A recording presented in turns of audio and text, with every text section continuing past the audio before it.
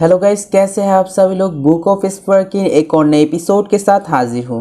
तो जैसा कि लास्ट एपिसोड में हम सभी ने देखा था, ज़ूफेन ने उस बीस्ट को मार दिया होता था, जो चीज़ ऊपर से ड्रैगन पेविलियन की यंग मास्टर भी देख रहा होता था। और पहले वाले एपिसोड में ज़्यादा कुछ नहीं हुआ, सिर्फ क्वांडम किंगडम के कुछ लोगों के बारे में बताया गया और वहाँ पर फोर्थ पिलर चला आया और फोर्थ पिलर ने सभी लोगों को क्वांडम किंगडम के हर एक आदमी को और उसके बारे में इंट्रोड्यूस कर दिया, जहां पर हमें क्वांडम किंगडम के प्राइम मास्टर को भी दिखाया जाता है, जो कि जूजी चैंगफेंग का असली राइवल था। तो फिर हमें उस वाला एपिसोड में ज्यादा कुछ नहीं कहा जाता है, सिर्फ उन लोगों के बारे में ही बात किया जाता था।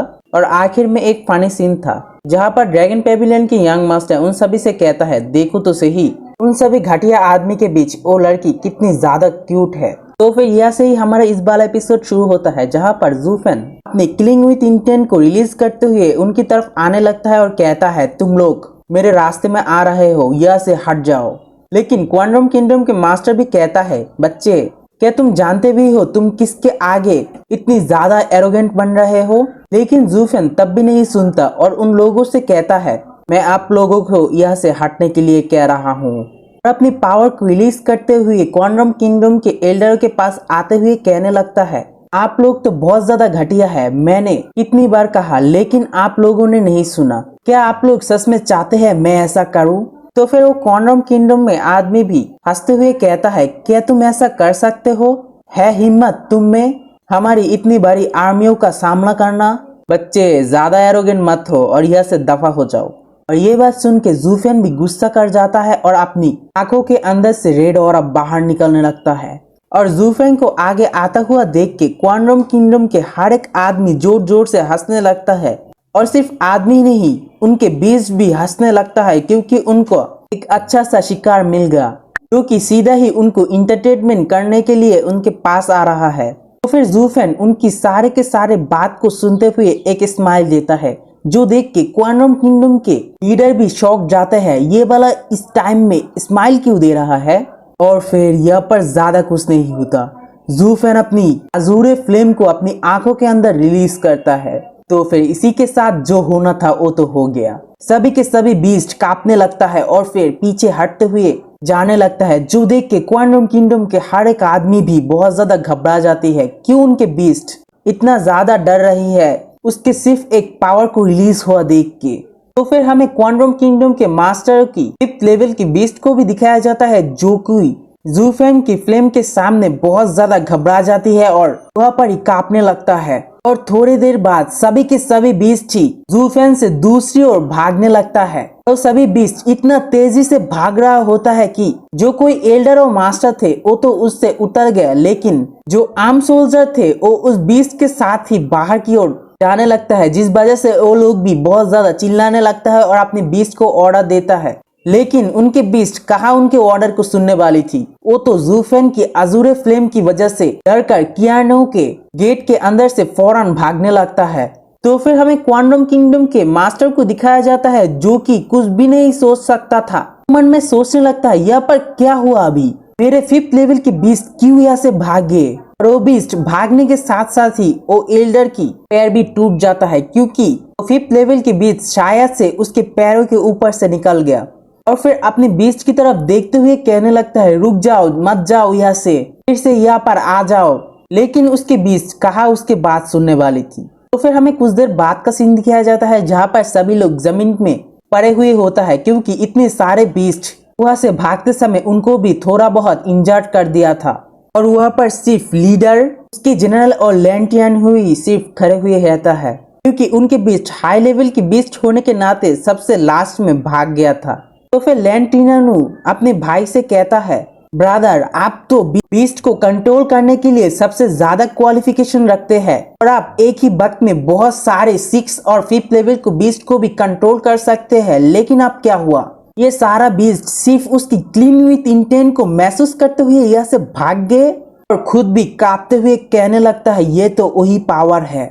और ज़ूफेन की तरफ उंगलियां करते हुए कहता है, ये तो तुम ही हो। तो फिर ज़ूफेन भी उसकी तरफ मुड़ते हुए कहता है, कौन है जो मुझे ऐसा कर रहा है, क्या मैं इसे जानता हूँ?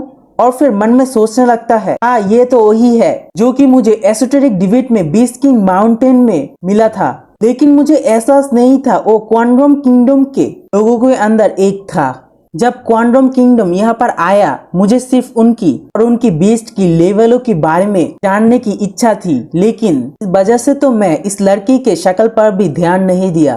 तो फिर लैन टियान्यू भी मन में सोचने लगता है ये कौन है जो कि एम्पायर की हॉल के आसपास घूम रहा है, पता नहीं ये कौन से फैमिली के हिस्सा होंगे। तो फिर जू फेन भी मन में सोचने लगता है ये पता चला लड़की यानी कि लैन टियान्यू क्वांडम किंगडम के अंदर एक है, लेकिन मुझे ये पता नहीं चल रहा है क्यों इसके जैसे एक लड़की बीस्ट किंग माउंटेन में उस रिवर पे नहा रही थी।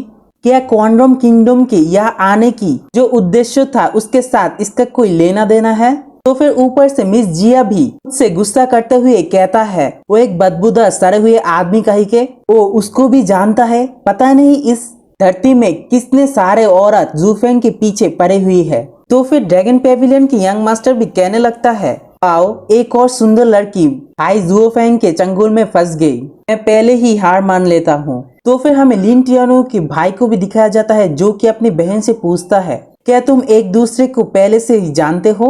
तो फिर लैन टियान्यू भी गुस्सा करते हुए कहता है ये बंदा वही है जिसके बारे में मैं तुम्हें बताया था। तो फिर वो जू फेन की तरफ देखते हुए कहता है क्या वास्तव में इस दुनिया पर इसके जैसा भी कोई आदमी है जो बीस्ट के ऊपर इतनी ज्यादा अच्छी से कंट्रोल भी कर सकता है?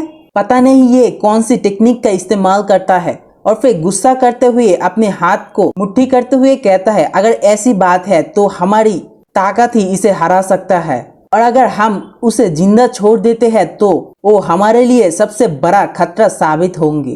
कैसी भी करके अब यहाँ पर उसे खत्म करना होगा। जू फेन की तरफ देखते हुए गुस्सा करने लगता है और तभी ह्यूगो चैन के एक बेटे कहने लगता है ये लोग तो बहुत ज्यादा गुस्सा हो गया, ये मामला तो बिगड़ते ही जा रहा है। अगर जू फेन यहाँ पर उसके अंदर किसी एक मास्टर को भी मार देता है तो हमारी बॉर्डर पर खड़ी हुई क्वांडम किंगडम के 5 लाख सोल्जर क्या करेंगे? तो फिर ये बात सुन के जियांटियन और दूसरा यंग मास्टर भी बहुत ज्यादा शॉक्ड हो जाते हैं, क्योंकि 5 लाख सोल्जर इधर की बात नहीं है।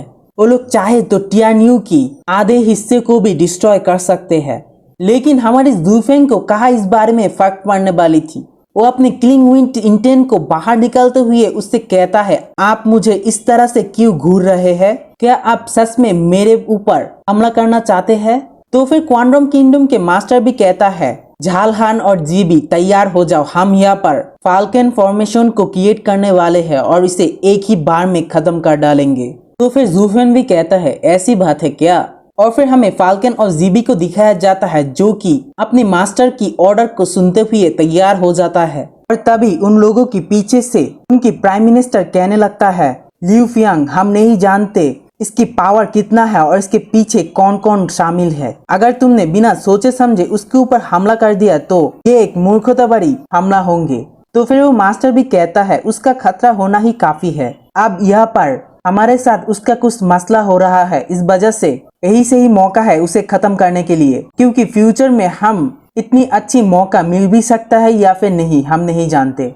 और अगर इसे मारने के बाद हम टियान्यू के एम्पायर के साथ मुलाकात करते हैं और इस बारे में बात करते हैं और कहेंगे उस आदमी कुछ ज्यादा ही एरोगेंट हो गया और अपनी ब्लू फ्लेम के ऊपर ज्यादा ही भरोसा करते थे, जिस वजह से वो हमारे ऊपर हमला कर दिया और वो खामखा ही मारा गया। तो फिर उनकी प्राइम मिनिस्टर भी कहता है ये बच्चा मुझे वैसे ही एहसास दिलाता है जब मैं पहली बार ह्यूगो चैन फैन से मिला था। टियान्यू में बहुत सारी अच्छी और पावरफुल लोग हैं, पता नहीं इस बच्ची की पावर कितनी हद तक होगी, ये ह्यूगो चैन फैन को भी सरपास कर सकता है। तो फिर वो मास्टर जोर से कहता है हमला कर दो, और ये सुनने के साथ साथ ही वहाँ से उसके जनरल तुरंत ही जू फेन के ऊपर हमला करने के लिए आगे बढ़ता है, और हमें दिखाया जाता है उसके जनरल बहुत ज्यादा स्पीड से जू फेन के ऊपर अपनी क्ला को आगे करता है, और फिर पीछे से एक और आदमी अपनी गोल्डन एरो को जू फेन के ऊपर निशाना लेने लगता है। तो फिर जैसे ही वो जनरल जू फेन के ऊपर हमला करने के लिए आगे आता है, जू फेन अपनी पावर को अनलीश करता है और एक डेविल सा स्माइल देता है। इसी के साथ ये वाला वीडियो यहीं पर एंड कर दूंगा। नेक्स्ट वीडियो अगला हफ्ता आएंगे, तब तक के लिए मेरे चैनल को सब्सक्राइब कर देना।